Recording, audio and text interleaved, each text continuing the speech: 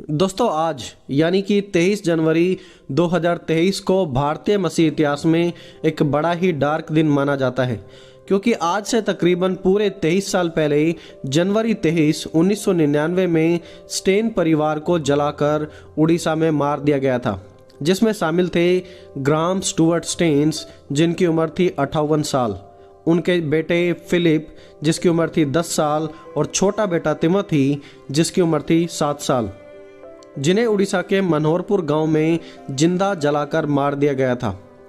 Graham stains और परिवार Australia से क्रिश्चियन मिशनरीज के रूप में भारत में आए थे, जो कोढ़ से पीड़ित लोगों के बीच में सेवकाई करते थे।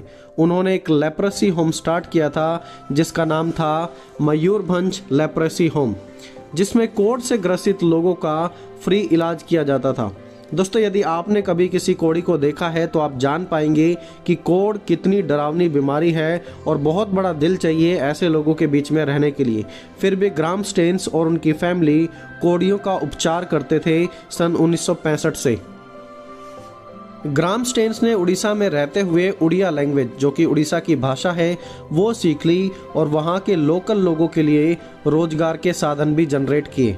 लोगों को चटाई बनाना सिखाया, रस्सी की टोकरी बनाना और पत्तों से कैसे हैंडीक्राफ्ट बनाए जाते हैं वो भी लोगों को सिखाया, ताकि लोगों के बीच में रोजगार उत्पन्न हो।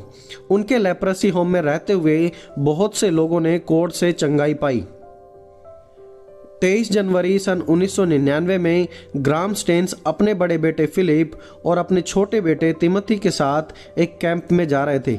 उसी दौरान तकरीबन 50 लोगों की एक बड़ी भीड़ हाथ में कुल्हाड़ी और कुछ घातक हथियार लेकर उनके पास आई और ग्राहम स्टेन्स और उनके बेटों पर अटैक किया। जब वो बेहोश हो गए थे तो उनकी गाड़ी में ही उन्हें बंद करके उस गाड़ी में आग लगा दी गई। उन्होंने बचने के लिए काफ़ी कोशिश की, पर वो असफल रहे, क्योंकि बाहर 50 लोग धारदार हथियार लेकर खड़े हुए थे और इसका मुख्य कारण था हिंदू धार्मिक संगठन बजरंग दल। बजरंग दल के लोगों का आरोप था कि ग्राहम स्टेन्स और उनका पूरा परिवार लोगों को कन्वर्ट कर रहे हैं, उनका धर्म परिवर्तन कर रहे हैं। ग्राहम स्टेन्स और उनके बेटों की और फिर उसी समय मौत हो गई। जब सालों बाद वादा कमीशन के द्वारा एक रिपोर्ट प्रेजेंट की गई, जब उन्होंने जांच पड़ताल की तो उसमें उन्होंने सबूत प्रेजेंट किए कि किसी का कोई भी धर्म परिवर्तन वहां पर नहीं किया गया था, बल्कि लोगों के साथ स्टेन्स परिवार का सेवा भाव से वो लोग वहां पर काम कर रहे थे, लोगों की मदद कर रहे थे, कोढ़ियों के लिए दवाइयाँ प्रोवाइड कर रहे थे। उनकी मौत के बाद यह मुद्दा एक इंटरनेशनल हेडलाइंस बन गया, जहां पर अमेरिका से ह्यूमन राइट्स की ओर से इस पर कार्रवाई हुई और सन 1999 में मौजूद प्रधानमंत्री अटल बिहारी वाजपेयी ने भी इस घटना को अमान्य बताकर जल्द से जल्द आरोपियों को सजा देने की बात कही। KR नारायण, जो कि उस समय के राष्ट्रपति थे, उन्होंने भी इस घटना को कंडम करते हुए कहा कि यह हमारे देश की शांति के लिए बिल्कुल भी अच्छा नहीं है और दोषियों को सजा देने के लिए उन्होंने भी जोर दिया। घटना की पूरी तहकीकात करने पर पता लगा कि इस पूरी घटना का मुख्य आरोपी दारा सिंह है, जिन्हें उम्र कैद की सजा दी गई।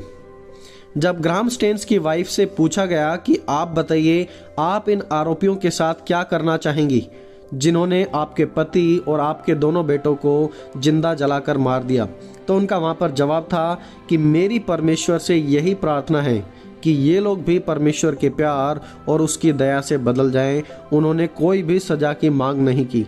What a bold statement of faith. Staines की वाइफ ने प्रूफ कर दिया कि नफरत से बड़ा है प्यार, और प्रभु यीशु ने कहा था कि बुराई से ना हारो, लेकिन भलाई से बुराई को जीत लो, और उन्होंने प्रभु यीशु मसीह की सिखाई बातों को लोगों के सामने प्रेजेंट किया। ग्राहम स्टेन्स और बच्चों की मौत के बाद भी उनकी पत्नी अगले 5 साल उड़ीसा में ही रहकर लोगों के बीच में सेवकाई करती रही और फिर सन 2004 में वापस अपने देश ऑस्ट्रेलिया में चली गई।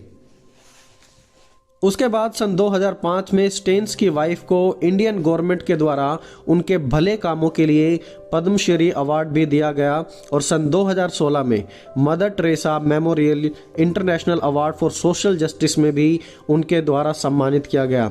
आज भी उड़ीसा के उन स्थानों पर परमेश्वर का कार्य जारी है जहां पर ग्राहम स्टेन्स और उनकी पत्नी रहकर लोगों के बीच में सेवकाई करते थे। वो सेवा आज भी खत्म नहीं हुई है और उड़ीसा के कंधमाल डिस्ट्रिक्ट में जहां पर यह घटना हुई थी, उसके बाद आज हजारों लोग प्रभु यीशु मसीह को उस घटना के द्वारा जान रहे हैं। आज भी उड़ीसा में मसीहत बढ़ रही है और परमेश्वर का कार्य लगातार बढ़ता ही जा रहा है। स्टेन्स की वाइफ ने सभी हत्यारों को माफ किया और परमेश्वर से उनकी बदलावट के लिए प्रार्थना की।